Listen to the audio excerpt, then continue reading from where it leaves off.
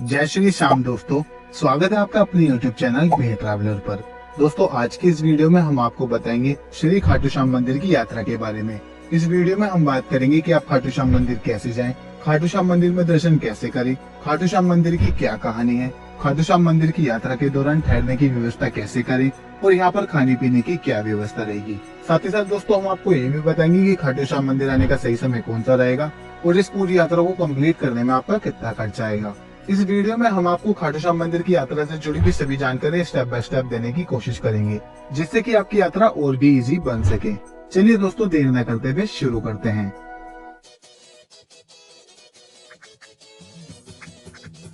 दोस्तों, खाटू श्याम मंदिर आने से पहले हमें ये जान लेना चाहिए कि आखिर ये मंदिर इतना प्रसिद्ध क्यों है।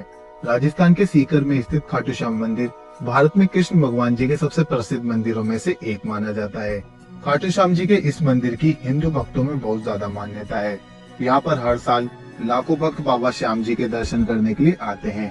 खासतौर पर फरवरी से मार्च में यहाँ पर लगने वाले मेले के अवसर पर तो श्रद्धालुओं की भीड़ काफी ज्यादा हो जाती है। खाटू श्याम मंदिर का निर्माण यहाँ के राजा रूप सिंह चौहान और उनकी पत्नी नर्मदा कंवर द्वारा सन 1027 में करवाया गया था। और दोस्तों, इस मंदिर का इतिहास हिंदू धर्म के सबसे बड़े ग्रंथ महाभारत से भी जुड़ा हुआ है। खाटू श्याम जी का इतिहास कलयुग से पहले द्वापर युग का माना जाता है। कहते हैं खाटू श्याम जी को बर्बरीक नाम से जाना जाता है, जो कि पांडवों में से महाबली भीम के पुत्र घटोत्कच और उनकी पत्नी मोरवी के पुत्र थे। बर्बरीक बचपन से ही वीर योद्धा थे। इनको 3 अमोघ बाण चलाने का वरदान मिला हुआ था, जिससे तीनों लोगों को जीता जा सकता था। इसी वजह से खाटू श्याम जी को तीर बाणधारी भी कहा जाता है। बर्बरीक महाभारत युद्ध में शामिल होना चाहते थे, इसलिए उन्होंने अपनी माँ मोरवी से युद्ध में शामिल होने की इच्छा जताई। माता मोरवी ने उनसे बदले में 2 वचन मांगे। पहला, आप हरे का सहारा बनेंगे, और दूसरा, अगर रास्ते में आपसे कोई भी कुछ मांगेगा तो आप उसे दान में देंगे। माँ के वचन को मानकर बर्बरीक युद्ध में शामिल होने जाने लगे। लेकिन श्री कृष्ण जी नहीं चाहते थे कि वे इस युद्ध में लड़े, क्योंकि वे जानते थे कि वे हरे का सहारा बनेंगे, यानी कि हारने वाले की साइड रहकर एक बार में ही युद्ध समाप्त कर देंगे। क्योंकि बर्बरीक एक बहुत बड़े वीर योद्धा थे, इसलिए वे एक ही बार से इस युद्ध को समाप्त कर सकते थे। इसलिए श्री कृष्ण जी एक ब्राह्मण के रूप में आकर उनसे उनका सिर मांगते हैं, और बर्बरीक अपनी माँ का दूसरा वचन मानकर उन्हें अपना सिर दान में दे देते हैं। और इसी बात से प्रसन्न होकर श्री कृष्ण भगवान जी उनसे पूछते हैं कि आपकी आखिरी इच्छा क्या होगी। तो बर्बरीक कहते हैं कि मेरी इच्छा है कि मैं महाभारत युद्ध अपनी आंखों से देख सकूं। इसलिए श्री कृष्ण जी उनके सिर को एक पहाड़ पर ले जाकर रख देते हैं, जहाँ से वे महाभारत युद्ध को खत्म होते हुए देख लेते हैं।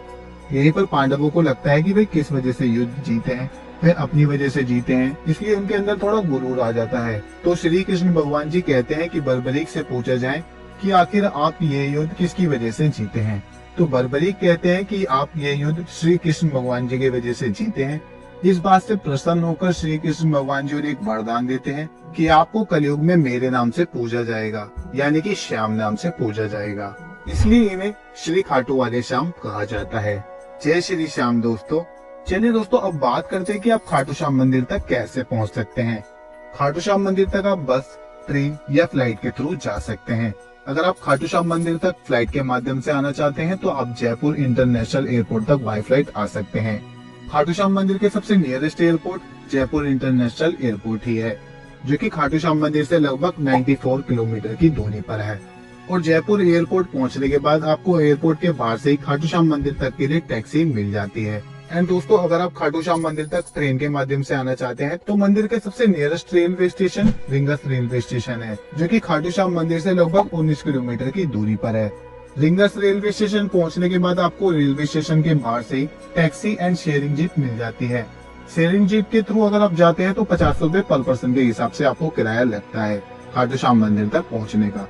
एंड अगर आपके शहर से रिंगस रेलवे स्टेशन तक के लिए डायरेक्ट ट्रेन की सुविधा नहीं है तो आप जयपुर रेलवे स्टेशन तक ट्रेन के माध्यम से आ सकते हैं।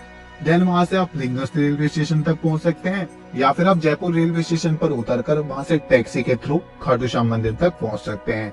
एंड दोस्तों, या फिर आप रेलवे स्टेशन से केवल 1 किलोमीटर की दूरी पर सिंधी कैंप बस स्टैंड तक जा सकते हैं, जहां से आपको खाटू श्याम मंदिर तक के लिए private buses and government buses की सुविधा मिल जाती है। आपको जयपुर रेलवे स्टेशन के बाहर से ही ई रिक्शा मिल जाएंगे, जो कि आपको सिंधी कैंप बस स्टैंड तक ड्रॉप कर देते हैं। जिनका किराया 10 रुपए से 20 रुपए पर पर्सन का रहता है। एंड दोस्तों, सिंधी कैंप बस स्टैंड से आपको खाटू श्याम मंदिर तक के लिए गवर्नमेंट बसेस की टिकट 60 रुपए से 80 रुपए तक की रहती है। एंड प्राइवेट बसेस की भी सुविधा है जिनकी फ्रीक्वेंसी थोड़ी कम रहती है, तो मैं आपको प्रेफर करूंगा कि आप गवर्नमेंट बसेस के थ्रू भी जा सकते हैं। एंड दोस्तों, खाटू श्याम मंदिर तक पहुंचने का मेरे हिसाब से ये बेस्ट ऑप्शन है। एंड अगर आप दिल्ली या फिर हरियाणा से आ रहे हैं तो आपको दिल्ली या फिर हरियाणा से ही डायरेक्ट बसेस की सुविधा मिल जाती है खाटू श्याम मंदिर तक के लिए। आप ऑनलाइन टिकट बुक करके भी आ सकते हैं। दोस्तों, अब आप खाटू श्याम मंदिर तक पहुंच जाएंगे। अब आपको वहां पर पहुंचकर सबसे पहले ठहरने की व्यवस्था करनी होगी। ठहरने के लिए आपको मंदिर के आसपास में ही होटल एंड धर्मशाला देखने को मिल जाएगी।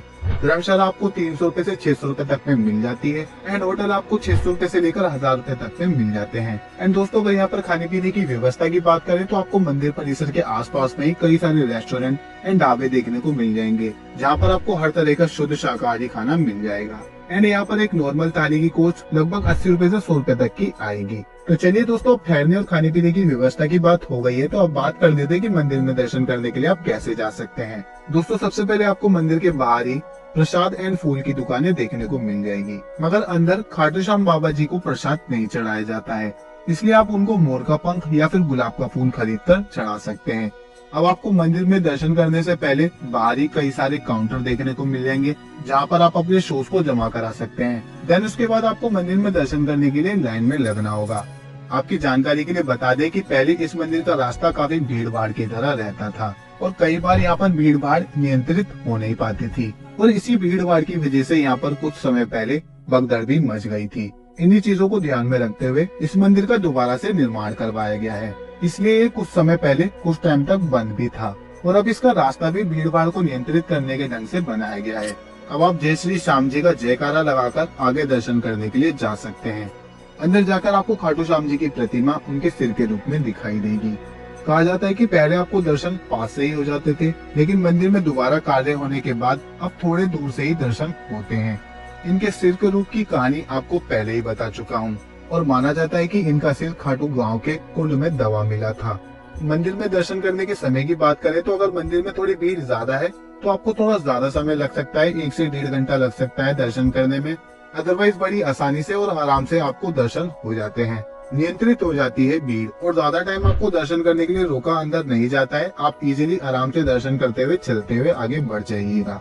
अगर मंदिर में दर्शन की टाइमिंग की बात करें तो सर्दियों के समय में कुछ इस तरह से टाइमिंग रहती है दर्शन करने की, एंड गर्मियों में कुछ इस तरह से रहती है। एंड अगर आप यहाँ पर स्पेशल डेज के दौरान आते हैं या फिर आप फागुन के महीने में यहाँ पर आते हैं तो आपको यहाँ पर दर्शन करने की टाइमिंग कुछ इस तरह से देखने को मिलेगी। अंदर जाकर श्री खाटू श्याम जी का नारा लगाकर काफी अलग ही वाइब आती है। अंदर आपको प्रार्थना हॉल भी देखने को मिलेगा, जहाँ पर पौराणिक चित्र आपको देखने को मिलेंगे, और इसे जगमोहन के नाम से भी जाना जाता है। जब आप मंदिर में दर्शन करके बाहर आएंगे तो आपको श्री श्याम बगीची देखने को मिलेगी। इसी बगीचे से श्री श्याम जी को फूल चढ़ाए जाते हैं, और यहीं पर आपको अनु सिंह जी की समाधि भी देखने को मिलती है। अब आप मंदिर में दर्शन करके जब बाहर आएंगे तो आपको थोड़ी दूर तक बिना जूते के जाना पड़ेगा, क्योंकि आप दूसरी तरफ से बाहर आएंगे। तो दोस्तों, इसी के साथ आपके खाटू श्याम जी के दर्शन भी पूरे हो जाएंगे।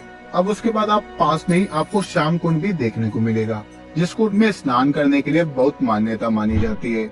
कहा जाता है कि जो भी यहाँ पर व्यक्ति स्नान करने आता है उसके सारे रोग दूर हो जाते हैं, और फागुन के महीने में तो यहाँ पर काफी सारे भक्त डुबकी लगाने के लिए आते हैं। इसी के साथ आपकी यात्रा भी यहीं पर समाप्त हो जाएगी। अब यहाँ पर दर्शन करने के बाद और कुंड में नहाने के बाद उसके बाद आप वापस अपने घर के लिए रवाना हो सकते हैं, या फिर आप उस रात वहीं पर ठहरकर नेक्स्ट डे अपने घर के लिए लौट सकते हैं। यहाँ पर आप एक दिन में ही आराम से दर्शन कर लेंगे। इस यात्रा के लिए आपका एक दिन सफिशिएंट रहेगा। तो दोस्तों, अब दर्शन हो जाने के बाद अब बात कर लेते हैं कि खाटू श्याम मंदिर आने का सही समय कौन सा रहेगा। दोस्तों, आप यहाँ पर वैसे तो साल के किसी भी दिन श्री खाटू श्याम जी के दर्शन करने के लिए आ सकते हैं, लेकिन सर्दियों के समय में आपको यहाँ पर थोड़ी ठंडक देखने को मिलेगी, जिससे कि आपकी यात्रा थोड़ी सुविधाजनक हो सकती है, और गर्मी से भी आपको थोड़ा छुटकारा मिल सकता है। या फिर अगर आप भीड़ भाड़ की चिंता नहीं करते हैं तो आप फागुन के महीने में लगने वाले मेले के दौरान भी यहाँ पर आ सकते हैं। काफी मान्यता मानी जाती है इस दौरान यहाँ पर खाटू श्याम जी के दर्शन करने में। एंड अगर बात करें कि इस पूरी यात्रा को कंप्लीट करने में एक पर्सन का कितना खर्चा आएगा, तो इस पूरी यात्रा को कंप्लीट करने में एक पर्सन का 1500 रुपए से 2000 रुपए तक का खर्चा आएगा। एंड इसमें मैंने आपके जयपुर से लेकर जयपुर वापस आने तक के खर्चे को इंक्लूड किया है। तो दोस्तों आज की वीडियो में बस इतना ही। आई होप आपको मेरी इस वीडियो से श्री खाटू श्याम जी के मंदिर की यात्रा से जुड़ी हुई सभी जानकारी डिटेल में मिली होगी। अगर फिर भी कोई क्वेश्चन मुझसे छूट गया है तो आप हमें कमेंट करके पूछ सकते हैं या फिर आप हमें फेसबुक या इंस्टाग्राम पर मैसेज करके भी पूछ सकते हैं। हम आपको वहाँ पर भी इसी तरह की जानकारियाँ देते रहते हैं। आई होप आपको मेरी ये वीडियो पसंद आई हो। अगर आपको मेरी ये वीडियो पसंद आई हो तो वीडियो को लाइक करें और अपने दोस्तों और परिवार के साथ वीडियो को ज्यादा से ज्यादा शेयर करें। एंड ऐसी ही और वीडियोस को देखने के लिए चैनल को सब्सक्राइब करें एंड बेल आइकन को प्रेस करना ना भूलें ताकि आने वाली इसी तरह की और भी वीडियोस को आप सबसे पहले देख सकें। जय श्री श्याम दोस्तों, आपकी यात्रा सफल रहे।